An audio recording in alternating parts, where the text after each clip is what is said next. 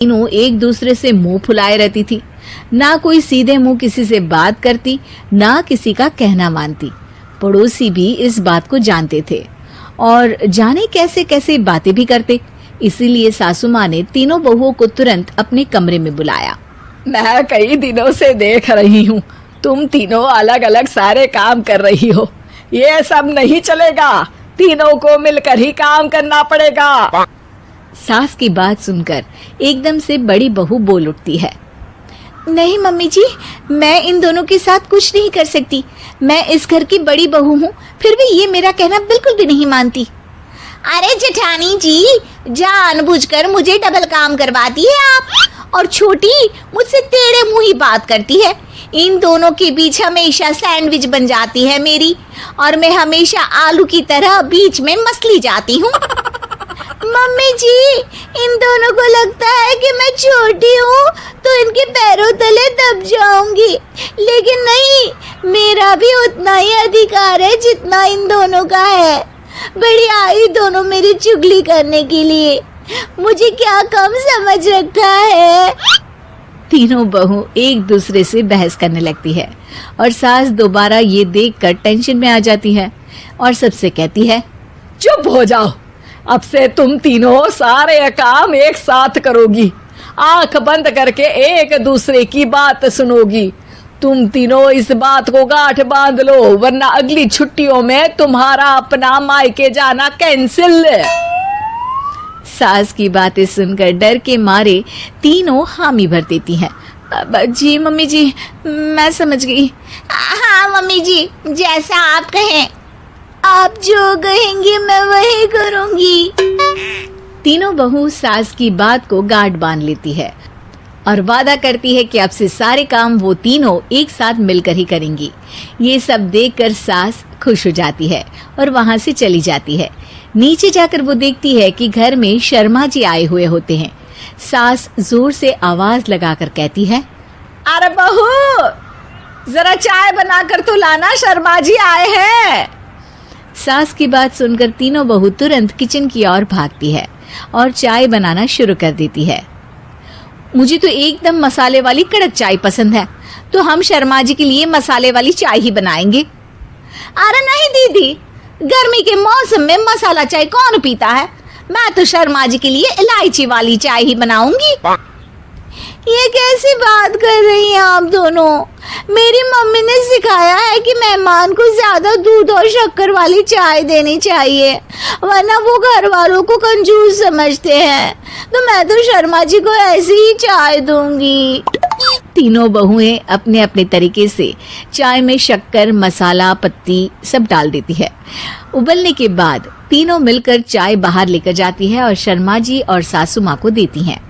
चाय पीने के बाद शर्मा जी सासू माँ को देखकर शर्मा जाते हैं और शर्मिंदा महसूस करते हैं कि आखिर उन्होंने चाय पीने के लिए हामी क्यों भरी।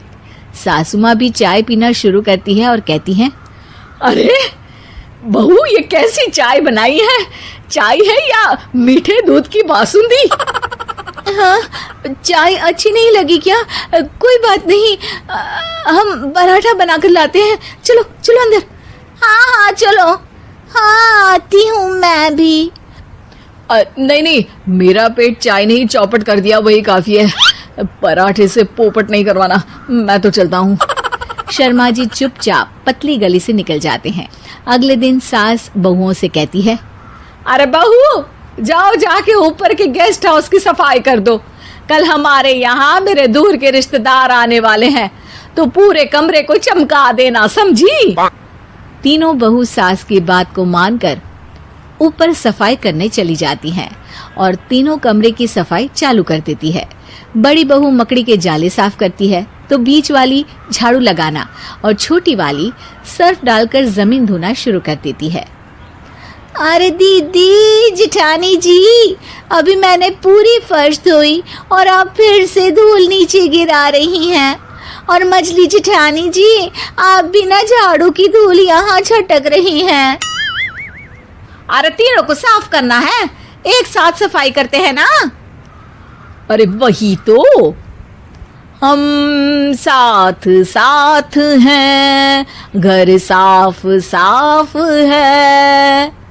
तीनों बहू ऐसे ही काम में उलझ जाती है और 2 घंटे तक एक ही कमरे की सफाई करती रहती है। बहुत देर से अपनी बहुओं को ना देखने के कारण सास ऊपर कमरे में उन्हें देखने जाती है, लेकिन कमरे में घुसती ही वो गीली फर्श पर फिसलने के कारण नीचे गिर जाती है। ओरी मोरी मैया, हड्डी मरोड़ के रख दी। आए मेरी तो कमर ही टूट गई रे। तीनों बहुएं सास को उठाती हैं और बिस्तर पर सुला देती है। अरे मेरे हाथ पैर दर्द कर रहे हैं, दबा दो आराम मिलेगा। हाँ जी माँ जी। अरे जी माँ जी माँ जी। और तीनों बहुएं एक साथ सास के हाथ को दबाना शुरू कर देती हैं। माँ की तो चीख ही निकल जाती है और नतीजा ये होता है कि सास के बचे हुए शरीर में भी दर्द उठ जाता है। हाय राम, ये क्या कर दिया तुम तीनों ने। अरे मेरी तो किस्मत ही फूटी है कि तुम जैसी बहुएं मुझे मिली। हे भगवान, पूरे शरीर में दर्द बढ़ गया है। अब तो पता नहीं कि चल भी पाऊंगी या नहीं। माफ करो, मुझे गलती हो गई मुझसे कि तुम तीनों को एक साथ काम करने के लिए बोला। सोचा था तीनों मिलके अच्छे से काम करेगी, लेकिन बड़े बुजुर्ग सही कहते थे कि 3 तिगाड़ा काम बिगाड़ा। तुम लोगों ने ये बात ना आज साबित करके दिखा दी। तुम तीनों को तो समझाना यानी मानो भैंस के आगे बीन बजाना है। तुम्हें अकेले अकेले काम करना है ना, तो अब से तुम अकेले ही अपना अपना काम करो। तीनों बहुएं वहां से जाने लगती है। अरे कहाँ जा रही हो? आप ही ने तो कहा कि अपना अपना काम करो, तो मुझे मुल्तानी मिट्टी लगानी है। अरे मुझे भी तो नेल पॉलिश लगानी है। मुझे ना मेहंदी लगानी है। सास अपना सर पीट लेती है और कहती है, अरे मुझे भी लगाना है कुछ।